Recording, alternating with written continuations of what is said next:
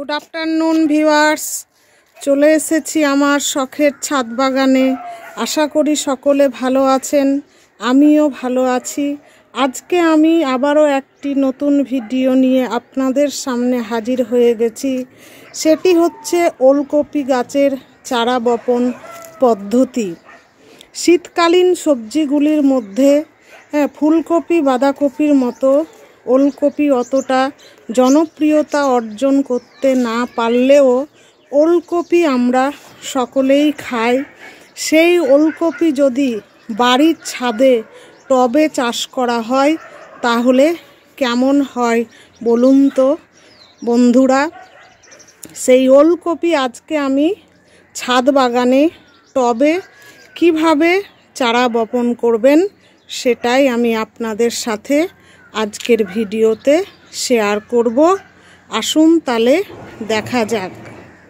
এই দেখুন ভিউয়ার্স, এই হচ্ছে আমার ওলকপি গাছের চারা। এরকম আমি অনেকগুলি চারা নিয়ে এসেছি। আপনাদের সামনে যদি সবগুলো দেখায় তাহলে ভিডিও অনেক বড় হয়ে যাবে। এটাকে আমি নার্সারি থেকে এনে এই চারাটাকে প্রথমে আমি বাঁচানোর জন্য তাড়াহুড়ো করে এই গ্রো ব্যাগের মধ্যে শুধু মাটিতে বসিয়ে দিয়েছিলাম। চারাটি আমার ভালোভাবে লেগে গেছে। আজকে আমি এই চারাটিকে, এই দেখুন, এই হচ্ছে একটা 8 ইঞ্চি মাটির টব। এই 8 ইঞ্চি টবে আমি এই চারাটাকে আজকে বসাবো।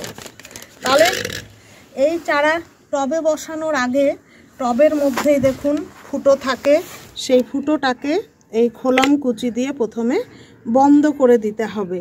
এটা আমি নতুন বাগানীদের জন্য সব সময় দেখাই। তারপরে এই খোলাম কুচির উপরে কি করব, আমি 1 লেয়ার এই যে লাল বালি দিয়ে দিব। তারপরে একটা খুব সুন্দর বেড তৈরি করে নিলাম।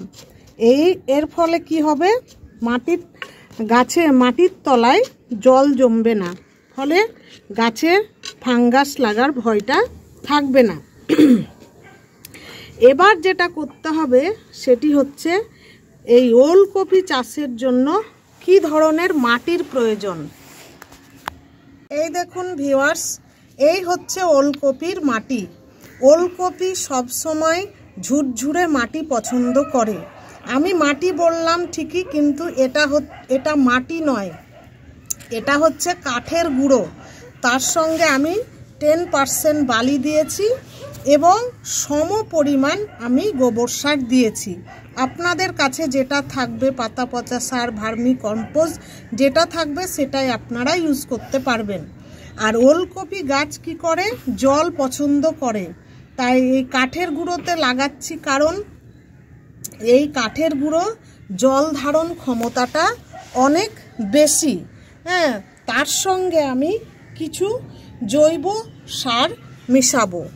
এখানে নিয়েছি আমি 1 চামচ নিমখোল, 1 চামচ ডিমের খোসা গুঁড়ো, আর 1/2 চামচ শিংকুচি, 1 চামচ হচ্ছে সর্ষের খোল গুঁড়ো।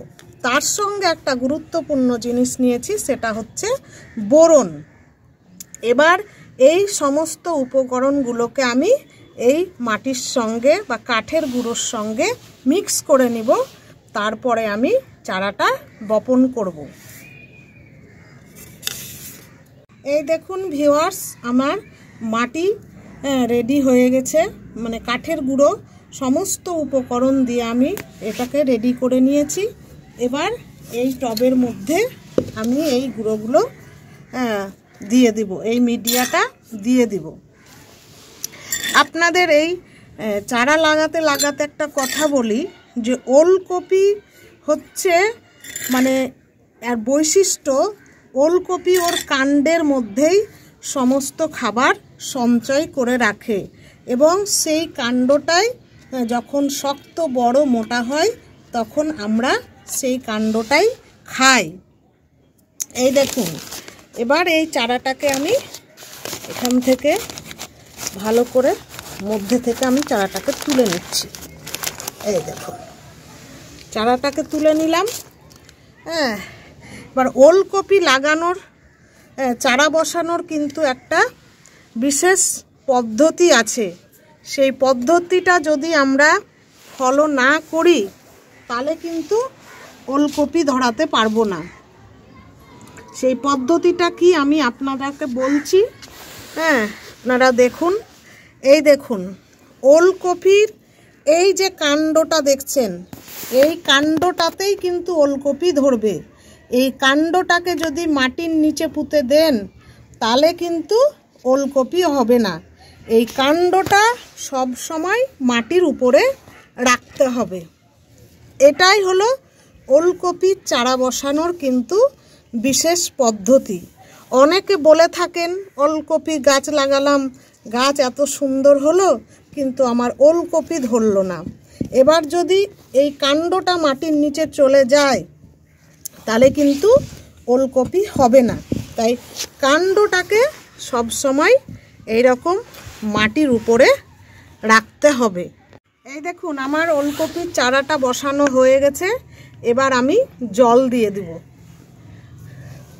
এই যে আজকে পুরো এই টব ভর্তি করে জল দিয়ে দিচ্ছি। তারপর কাল থেকে একে ফুল সানলাইটে রাখতে হবে এবং এর পরের পরিচর্যা হচ্ছে 15 দিন পর পর সর্ষের খোল পচানো জল দিতে হবে। তো আশা করি আজকের ভিডিওটা আপনাদের ভালো লেগেছে এবং সকলেই বুঝতে পেরেছেন। যদি আমার ভিডিওগুলো দেখে আপনাদের ভালো লাগে তাহলে আমার চ্যানেলটিকে অবশ্যই লাইক, শেয়ার এবং সাবস্ক্রাইব করবেন। ধন্যবাদ।